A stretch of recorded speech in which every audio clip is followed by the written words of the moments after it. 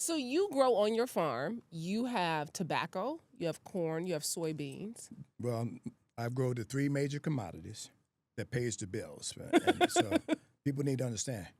A lot of people say, well, I don't see why a black farmer just can't get a roadside truck and sell produce. You got to sell a whole lot of A produce lot. to pay a mortgage on a farm.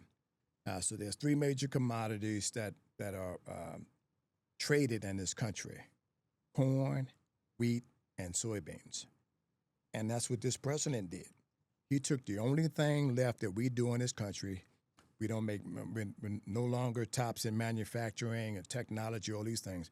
The only thing that leaves this country that doesn't have to come back and add something to it is corn, wheat, and soybeans. So he took that and he put tariffs on China for soybeans. He put tariffs on corn, Mexico, and then tariffs on Canada, which fertilizer and all these things. He knows that these are the three things that we can bargain with for trade in this country. And he did it, and he made a bottomless pit in agriculture. But to answer your question, I raised corn, wheat, and soybeans. But what does that mean, a bottomless pit in agriculture? That means that, and he gets mad when I say this statement, the highest price I ever sold soybeans in my 43-year career, was under a black man. His name was former President Barack Obama. In 2012, I sold soybeans for roughly $18 and some change a bushel. This president, President Trump, is mad because I said the lowest cost per acre was under his leadership, $7 a bushel under a bushel for Donald Trump. And he's mad about that. He took agriculture, and white farmers voted for this president, and they voted for him 3 times. Mm-hmm. They voted for this president 3 times. And each time, he's caused havoc for farmers. Interesting. And today, guess what? Farm suicides are up, farm bankruptcies are up, farm foreclosures are up. Mm.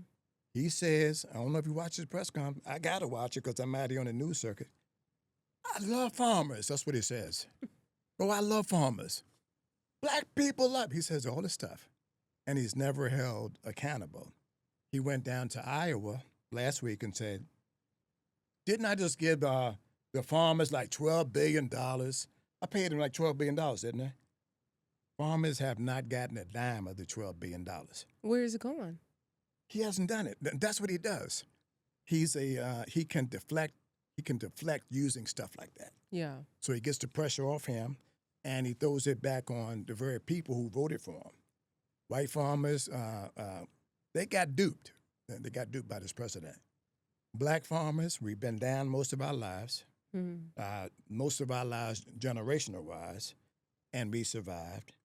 We're going to survive this president because we've seen hardship, we've seen all these things before. We've been there, we've lived it, and we're gonna outlive him. Yeah. The people who aren't going to make it are the guys that have 5, 6, 7, 10,000 acres that can't take a hit going from that type of price range down to what Donald Trump has them at now. Those are the farmers that are going to lose the land. And what I'm telling black people, and I'm saying this on your show, now is the time to buy some land. Buy some land. He done hit his foot down. This the second time land. he done it. That mean he mean what he's saying, y'all. Oh, man, buy some land. Buy some land. Guess what? For every adversity and sometimes a bad situation for a group of people can also mean a good thing for another population of people. Yeah. White farmers are going to lose their land. Hey, man, I'm sorry for you. You voted for Donald Trump. You kept voting for him. And most of them said they're going to vote for him again and that administration again. Okay, so they're told you where they at. I'm saying when these farms come up for sale, and they're up for sale right now. Yeah, I go on Zillow all the time to look at farmland here in Georgia. It's plenty. You got generational. Yeah. You got generational white farmers losing their land instead of fighting for their land, supporting this president and these crazy policies. I'm saying we can pool some of these investment clubs together ourselves and buy some of this land ourselves. There's probably enough people in your family to pull five or six partners in and say, you know what? we're going to form an investment group and we're going to buy 1,000 acres in Georgia. Yeah. That's what we're going to have to start doing quietly in a sort of way in a more on the black platform like this is where I'm making those type of announcements. So for every adversity, it could be something good for another particular population. And I'm saying they stole our land. You may have to buy it back, but like Brandi Thomas said, they've been stealing from us, and we paid for it 3 times fold anyway. We can pay for it one more time, and then we have to hold on to the land. We have to understand land ownership. There's certain things that you have to do. To be a landowner, you got to pay the taxes and understand timber, all these things that we should want to do. I read the blogs. Oh, you don't never own no land. You don't never own that raggedy-ass car you paying taxes on either. Don't make that argument with me. Yeah. It's not smart, people. Yeah. Don't invest in those things that's going to depreciate. Land is going to appreciate it. It always comes back and it always multiply. Yeah. When I first started buying land, I could purchase land in Southern Virginia for $300 to $500 an acre. Now land is $15,000 to $20,000 an acre, and I was buying early on, and that land is multiplying in wealth.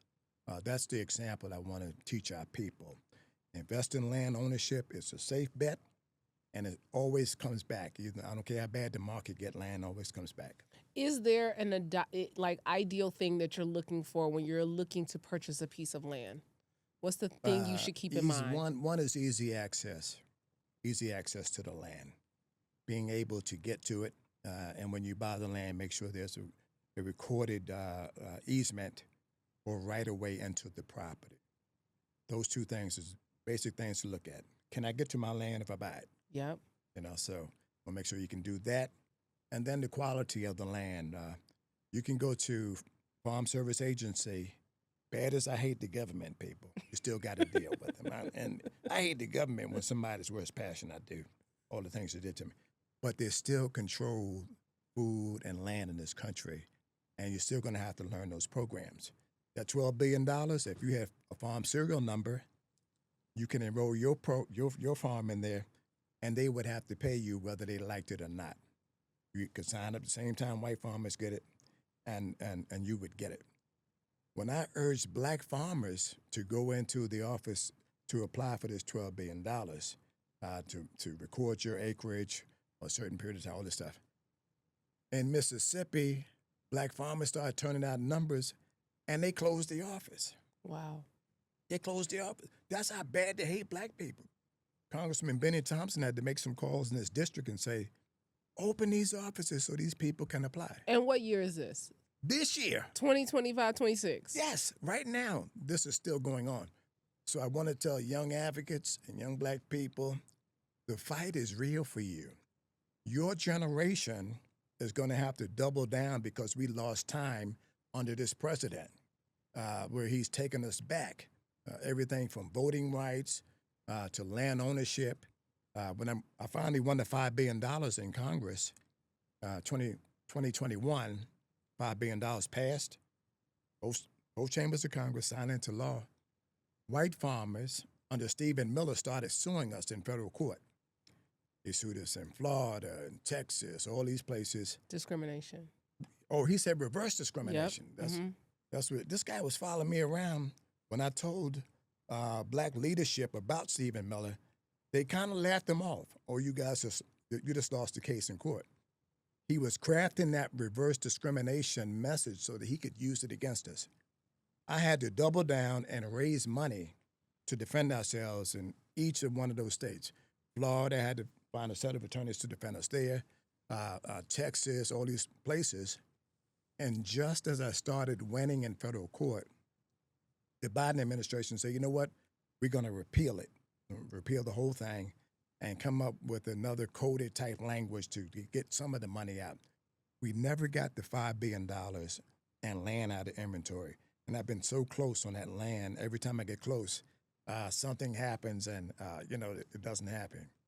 Every 10 years, I've had some sort of victory. It's a long fight for justice for our people.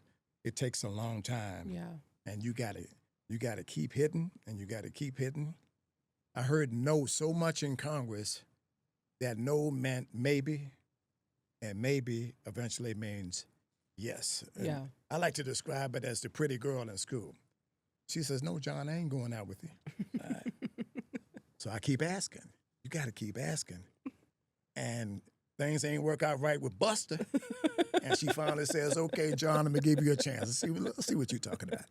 You got to keep trying until it happens. You can't give up.